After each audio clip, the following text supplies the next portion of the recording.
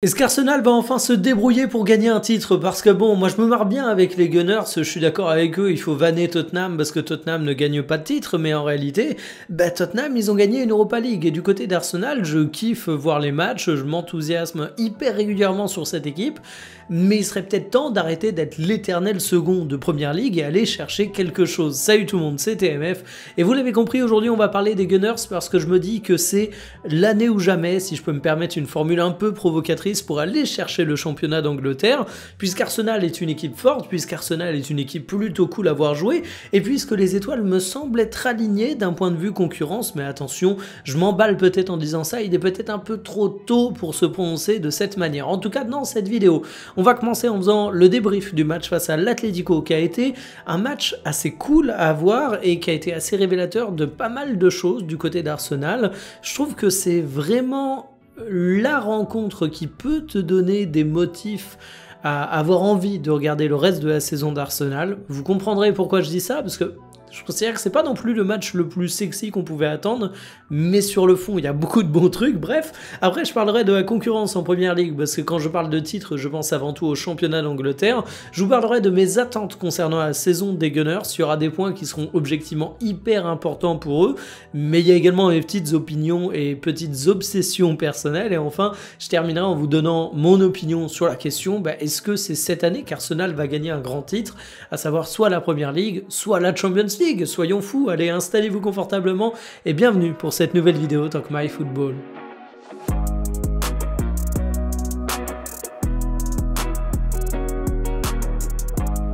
Le match d'Arsenal face à l'Atlético Madrid était extrêmement attendu, et il y a un truc qui est assez marrant avec l'Atlético Madrid, c'est que c'est une équipe qui est loin de la réputation passée qu'ils avaient quand ils évoluent en Liga. C'est une équipe qui est plutôt joueuse, intéressante, mais par contre t'as l'impression qu'à chaque fois que tu te retrouves dans une grande échéance de Champions League, t'as à nouveau de l'Atlético qui revient un petit peu sur ce cliché d'équipe qui a une capacité à subir sans prendre de but. Et justement, c'est ça qu'on a vu durant toute une partie de la rencontre entre Arsenal et l'Atlético Madrid, c'est-à-dire que les Gunners avaient la domination, mais ils ont mis du temps à faire craquer les Colchoneros, à tel point que finalement, Alvarez a une grosse occasion qui donne lieu à une barre, et là, tu te dis, oh, ça peut tourner différemment. Sauf qu'il y a un cheat code qui est présent du côté d'Arsenal, c'est Gabriel, le défenseur central, qui est particulièrement doué de la tête et qui va inscrire le but comme ça, et je me suis d'ailleurs penché sur les stats de Gabriel.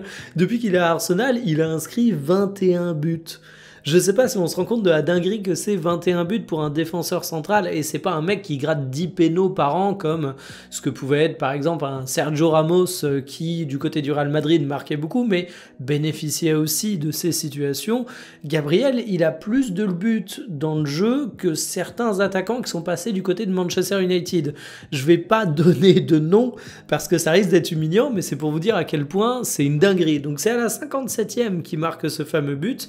Et finalement, derrière, ça enclenche un petit peu l'ouverture du match où t'as Martinelli qui fait parler sa qualité de frappe et t'as Gyökeres qui inscrit 2 buts qui sont assez représentatifs de ses qualités de vrai numéro 9. On a tendance à employer à tort et à travers l'expression renard des surfaces, mais il y a quand même un petit peu ce côté-là avec Gyökeres. Si on regarde les statistiques de la rencontre, ça montre quand même bien un match qui a été dominé par Arsenal, 17 tirs, 8 cadrés, ils ont concédé seulement un tir cadré à l'Atlético Madrid, et c'est ça que j'ai envie de mettre en avant. On peut dire qu'Arsenal a mis du temps à être ultra dangereux face à l'Atlético Madrid, mais au final ils arrivent quand même à en coller 4, et c'est pas la première équipe qui galère un peu face à l'Atlético.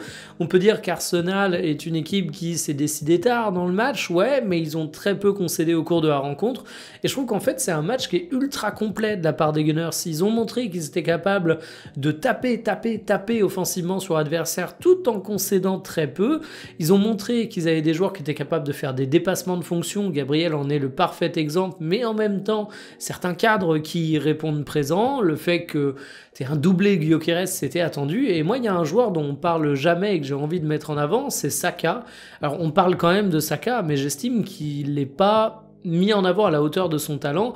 C'est un match où Saka ne va pas claquer de but, ne va pas claquer de passes décisives. Du coup, quand vous aurez les grands débriefs de la Champions League, vous n'aurez pas Saka qui sera mis en avant à travers cette rencontre, mais Bukayo Saka, il a été incroyable au pressing, il a été hyper influent dans le jeu, il a en plus de ça été un gros facteur de déséquilibre.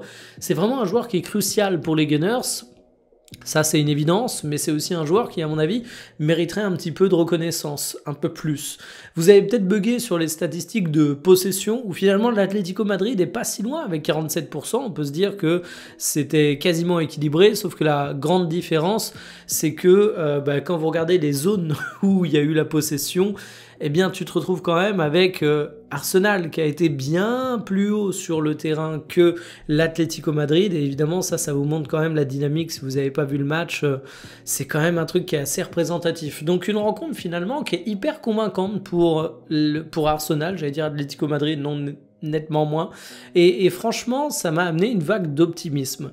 Concernant les chances d'Arsenal de remporter la Première Ligue, pour moi, il y a un créneau en termes de timing parce que la concurrence, c'est pas invincible. En fait, j'ai tendance à dire que cette année, Arsenal doit gagner la Première Ligue, mais gagner la Première Ligue, ça dépend jamais de toi.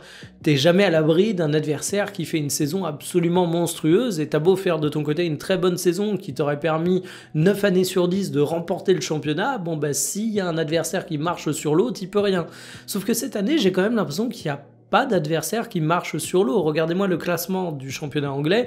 On parlait de Liverpool comme étant le gros ogre du championnat, mais il galère dernièrement, une série de matchs peu flatteurs. Wirtz trouve pas sa place, Isaac souffre de son absence de pré-saison, Salah a été kidnappé et remplacé par un de ses sosies qui est nul au foot. Alors évidemment, les recrues vont trouver leur place dans cette équipe. Évidemment, Mohamed Salah est un immense joueur, donc il va retrouver son niveau tôt ou tard. Mais en tout cas, quand je regarde le classement, le fait qu'Arsenal ait déjà quelques petits points d'avance, je me dis que c'est pas impossible non plus qu'ils aillent challenger ça. Et l'adversaire numéro 1 en dehors de Liverpool, c'est peut-être Manchester City. Faut avouer qu'ils sont portés par un Erling Haaland. Je vous en avais fait une vidéo qui est juste absolument monstrueux. Depuis ma vidéo, il est toujours sur la même lancée. En 11 rencontres, il a planté 15 buts, c'est quand même énorme. Rodri est de retour par rapport à la saison passée, ça aide. Vardiol a gagné en régularité.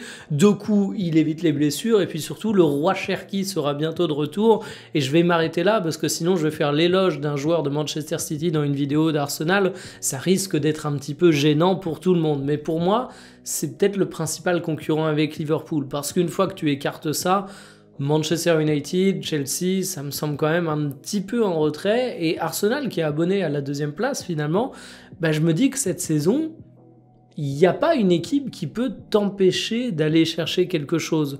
Il n'y a pas une équipe qui est tellement au-dessus du lot que tu peux te dire encore une fois « Ah, Arsenal a fait une bonne saison, mais c'est dommage, les autres sont plus forts. » Bon, après, il y a des saisons où Arsenal doit le fait de ne pas avoir remporté la Première Ligue à leurs problèmes personnels, mais il y a des années où il y avait des gens au-dessus du lot. Mais là, c'est pas le cas. Alors, quelles sont mes attentes pour la saison d'Arsenal et qu'est-ce que je vais observer particulièrement? Déjà, moi, j'ai une exigence absolument monumentale avec Arteta. Pourquoi? Parce que Arteta, il est en place depuis 2019. C'est en train de devenir un des entraîneurs qui a la plus longue longévité actuellement sur un banc. On lui donne du temps et ça, Dieu sait que tous les managers peuvent pas s'en targuer, n'ont pas forcément cette chance. Pour autant, j'ai rien à reprocher à Arteta. Je trouve que c'est un entraîneur qui a réussi à développer un style de jeu qui est extrêmement identifiable. Je trouve qu'il n'est pas pantouflard pour autant. Il tente des choses en termes de verticalité. Il n'y a pas eu que des succès dans ses essais en termes de jeu, dans les rencontres qu'on a vues depuis le début de saison, mais je salue l'effort. T'as un mec comme Gyökeres qui change pas mal de choses à tes approches tactiques de match et tu te rends compte qu'il n'est pas dogmatique, que parfois tu as des phases de transition qui sont bien menées. Bref, c'est à la fois très identifiable en termes de style de jeu, mais aussi en train de développer une capacité à surprendre. Donc franchement, Arteta, je suis extrêmement exigeant avec lui. Je vais attendre de voir ce qu'il va faire sur cette saison. Je lui pardonnerai pas le faux pas qui pourrait coûter cher, mais pour le moment, je ne trouve pas qu'il y ait de faux pas. Tout n'est pas parfait, mais j'ai quand même envie de dire bravo monsieur. Il y a un point que j'attends particulièrement, c'est Gyökeres. Je vous avais fait une vidéo lors de son arrivée, et Gyökeres, si je reconnais ses qualités de buteur, moi, il y a un truc qui m'a toujours laissé très dubitatif, c'est son bagage technique. Du côté d'Arsenal, en ce début de saison, c'est peut-être un peu moins pire que ce que je pensais sur cet aspect, mais je pense qu'on peut dire que le bilan est pour le moment mitigé. Il en est à 5 buts, ce qui n'est pas assez, bien évidemment, en 12 matchs, aucune passe décisive, c'est assez représentatif, il est intéressant en fixation, il a un profil physique qui est intéressant, il lâche absolument rien dans les rencontres, et c'est le genre d'attitude que j'aime bien et qui font que tu peux être optimiste pour lui, parce que tu te dis qu'il va jamais se laisser couler, mais en attendant, il y a quand même quelques limites qui font dire que dans ce gros match, il a peut-être pas été au niveau. Techniquement, dans la construction, dans l'apport au jeu, il est peut-être pas exactement au niveau que j'attendrais pour un titulaire au poste de numéro 9 dans une équipe aussi bien dotée aux autres postes qu'Arsenal. Donc en fait, la saison de Gyökeres, elle fait que débuter, mais je l'attends avec attention. Et le point, pour moi, le plus central, en fait, le truc que j'attends le plus, c'est l'infirmerie des Gunners et le banc de manière générale. Le banc a souvent été un sujet dans la conquête de la Première Ligue du côté d'Arsenal. Les blessures ont souvent été un sujet dans la conquête de la Première Ligue du côté d'Arsenal.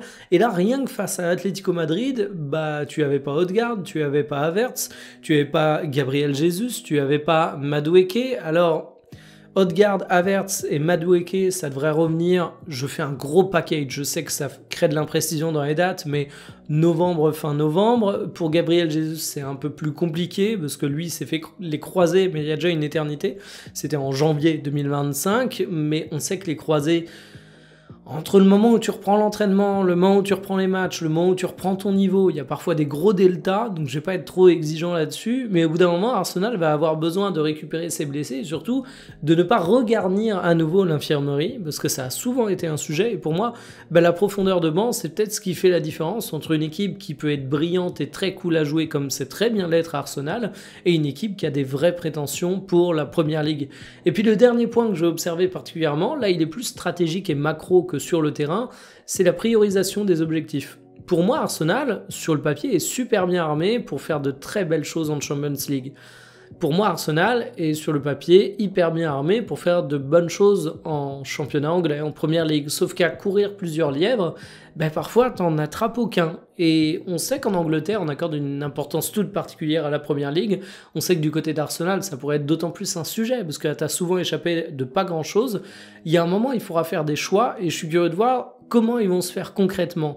Au-delà des beaux discours, au-delà de la communication des joueurs, des entraîneurs, des médias, concrètement, quand tu auras un match clé de Champions League, quand tu auras un match clé de Première Ligue et que le classement sera serré, qui est-ce que tu vas aligner dans chacun de ces matchs? Ça, j'attends de le voir.